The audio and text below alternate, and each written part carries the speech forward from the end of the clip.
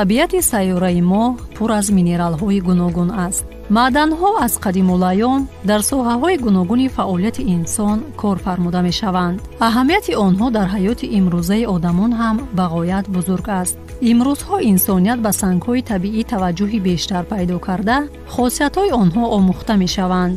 дар таркиби кӯҳҳо филизоти ранга, тилло, нуқра, ангишсанг, оҳаксанг, фосфорит ва дигар сангҳо ва минералҳои қиматбаҳо хеле зиёданд. ба ҷинсҳои кӯҳӣ қум, гил, оҳаксанг, ангишсанг, фосфорит ва ғайраҳо дохил мешаванд. устувории сангҳои қиматбаҳо на фақат ба сахтии онҳо, балки ба таркиби химиявияшон ҳам вобастагӣ зиёд дорад. минералҳои гурӯҳи карбонат, фосфат ва арсенат хеле ноустуворанд. фосфат ҷинси кӯҳии таҳшонӣ буда, дар соҳаҳои гуногун васеъ истифода мегардад. тамошобинони азиз, дар барномаи имрӯзаи дар дили санг дар бораи санги фосфорит маълумот медиҳем.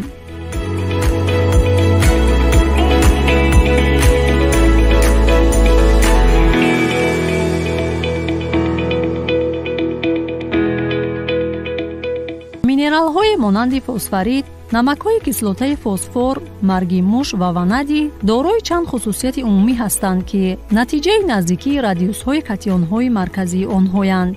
миёни минералҳои синфи фосфатҳо ва арсенатҳо изоморфизми васеъ ба мушоҳида мерасад, вале изоморфизм байни онҳо ва ванадатҳо он қадар паҳншуда нестанд. қисмати бештари фосфатҳо ва шабеҳи онҳо дар сингонияҳои поёнӣ мутобиқан дар ромби ва моноклинӣ кристаллизатсия мешаванд. ванадатҳо ва арсенатҳо маъданҳои гипергенӣ ба ҳисоб мераванд. фосфоритҳо ҷинсҳои кӯҳии таҳшунӣ мебошанд, ки дар таркибашон зиёда аз 50% ва зиёда аз он элементи фосфор мавҷуд аст ва минералҳои гурӯҳи фосфоритҳо, яъне дар таркибашон ҳатман элементи химиявии фосфор мавҷуд аст. фосфоритҳо ҳамчун ашёи хом барои истеҳсоли нуриҳои маъданӣ ҳамчун маъдани муҳим ба ҳисоб меравад. фосфоритҳо якчанд намуд мешаванд. яке аз намудҳошон фосфоритҳои гурӯҳи калсӣ, яъне дар таркибашон ҳатман элементи калсӣ вомехӯрад. ба ин гурӯҳҳо асосан дохил мешаванд минерали апатит. дар таркибашон аз 10 то 26% ҳатман элементи калсӣ мавҷуд аст. аз ҷиҳати минералогӣ фосфоритҳо хело якхелаанд. аз ҳамин рӯ аз ҷиҳати сохторӣ онҳо фарқият доранд.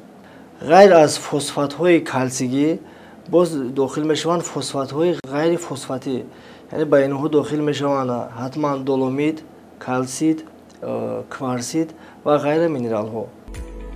фосфатҳо дар шароити гуногун пайдо шуда бо роҳи тафтагӣ, пегматикӣ, таҳшинӣ ва ҳамчунин дар минтақаҳои оксидшуда паҳн мешаванд.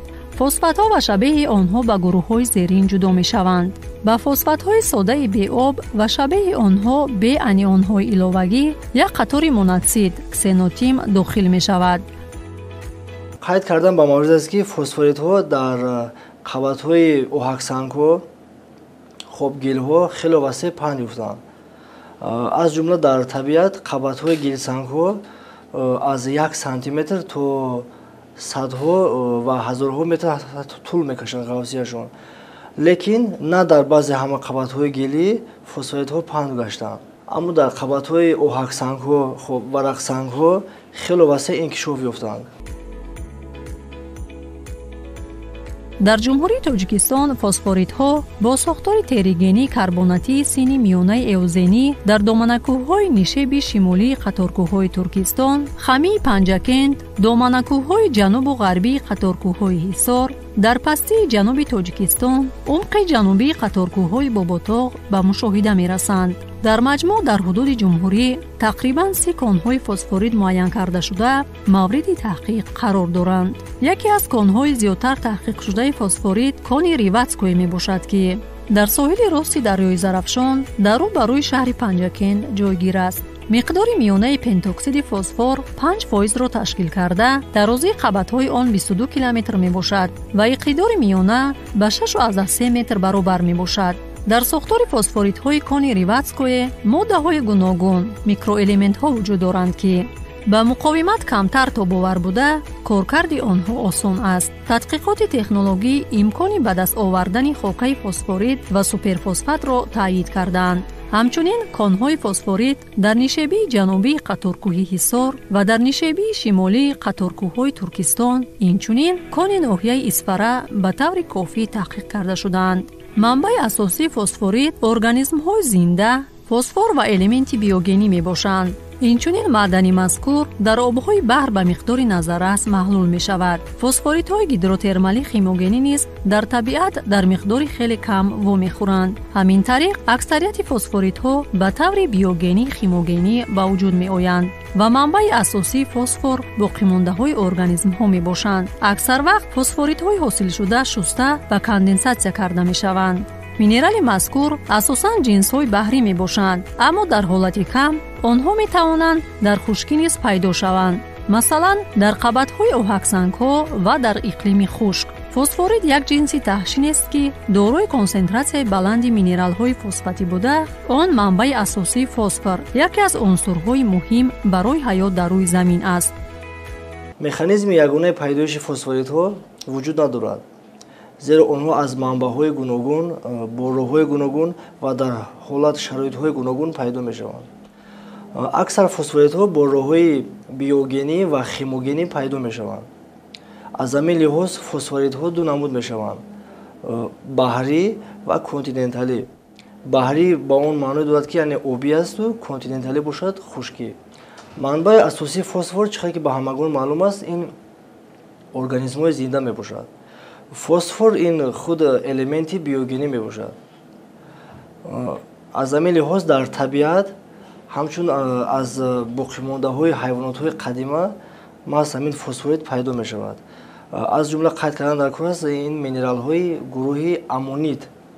аммонит ин ҳайвонотҳои қадимаи эраи палеозой ва мезозой ба ҳисоб меравад. аз зердавраҳои девон то бура васеъ фаъолият кардагианд.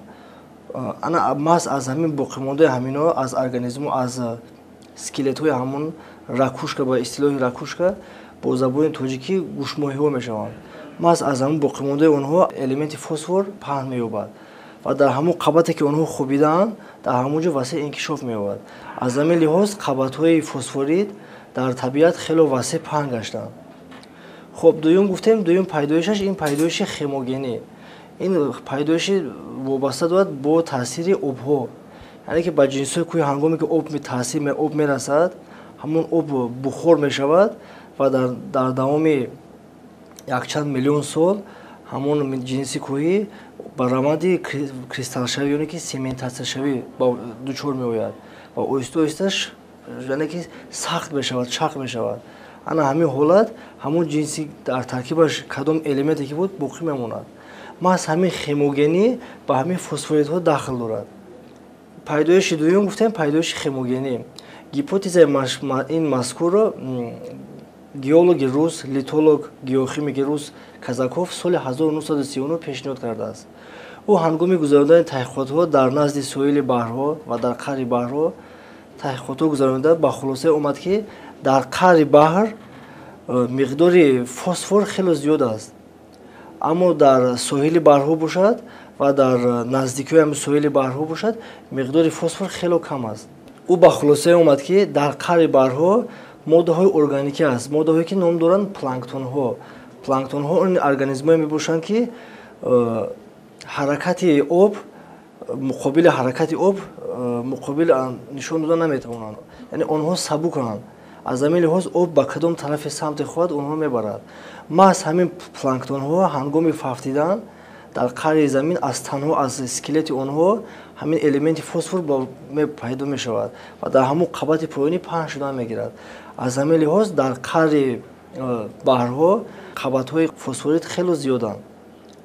аммо дар натиҷаи раванди апвелинг, ин раванде мебошад, ки ҳангоми қабатҳои поёни баҳр, қабати об ба самти боло мебарояд.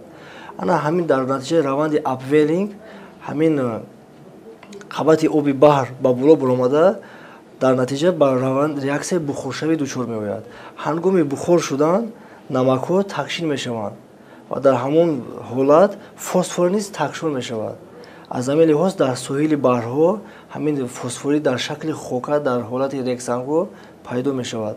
Аммо таркибаш элементи фосфор 16 то 20% ташкил медиҳад.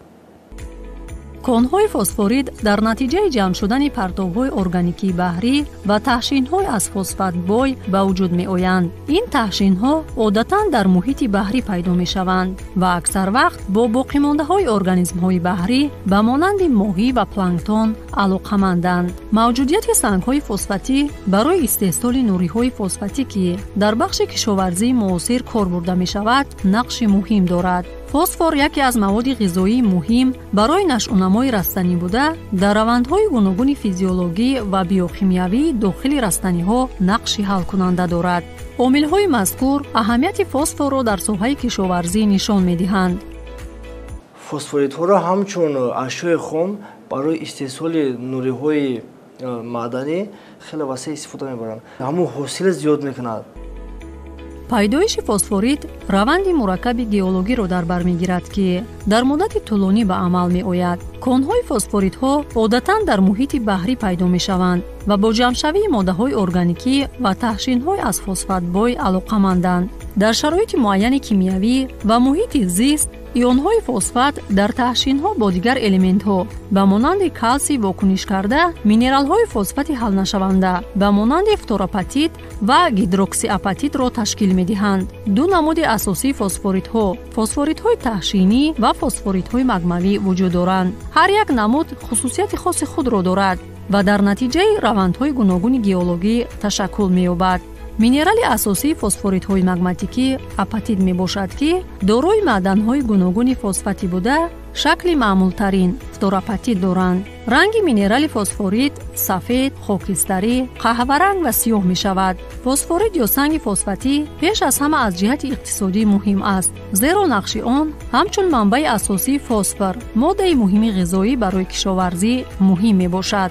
аҳамияти иқтисодии сангҳои фосфатӣ гуногунҷабҳа буда таъсири онро ба кишоварзӣ, истеҳсоли нуриҳои минералӣ ва истифодаи саноатӣ дар бар мегирад. аксари сангҳои фосфатӣ дар истеҳсоли нуриҳои дорои фосфат истифода мешаванд. фосфор барои нашъунамои растаниҳо як моддаи ғизоӣ зарурӣ буда, нуриҳои фосфордор дар баландбардоштани ҳосилнокии зироатҳо ва инкишофи солими растаниҳо нақши калон мебозанд. нуриҳои фосфатӣ дар истеҳсоли ҷаҳонии озуқа саҳми назаррас доранд. пайвастагиҳои фосфорӣ ки аз сангҳои фосфатӣ гирифта шудаанд, дар соҳаҳои гуногуни кимиё истифода мешаванд. онҳоро дар истеҳсоли маводи шустушӯӣ, кимиёвии махсус ва дорусозӣ кор мебаранд. дар маҷмӯъ аҳамияти иқтисодии санги фосфатӣ бо истеҳсоли ҷаҳонии озуқаворӣ, кишоварзӣ ва бахшҳои гуногуни саноат сахт алоқаманд аст. дар ҳоле ки афзоиши шумораи аҳолии ҷаҳон идома дорад, таъминоти устувори ин унсур ҳамчун омили муҳими таъмини амнияти озуқаворӣ ва дастгирии рушди иқтисодӣ боқӣ мемонад. марокаш яке аз бузургтарин истеҳсолкунанда ва содиркунандаи сангҳои фосфат дар ҷаҳон аст. аз ҷумла дар минтақаи Сахараи ғарбӣ конҳои зиёди фосфоритҳо мавҷуданд. ҳамчунин кишвари урду низ дорои захираҳои назарраси сангҳои фосфат аст. дар якчанд иёлоти амрико, аз ҷумла Флорида, Каролинаи Шимолӣ, Айдахо ва Монтана конҳои фосфоритро кашф карданд. давлати Бразилия низ захираҳои зиёди сангҳои фосфат дорад ва дар қатори давлатҳои асосии содиркунандаи сангҳои фосфат қарор гирифтааст. конҳои ин маъдан дар минтақаҳои ба монанди нимҷазираи Кола ва ҳавзаи Волга низ дарёфт шудааст. конҳои фосфоритҳо ҳамчунин дар ҳудуди Испания дар минтақаҳои ба монанди Бетик, Кордилера ҷойгиранд. арабистони Саудӣ низ дорои захираҳои назарраси сангҳои фосфат мебошад.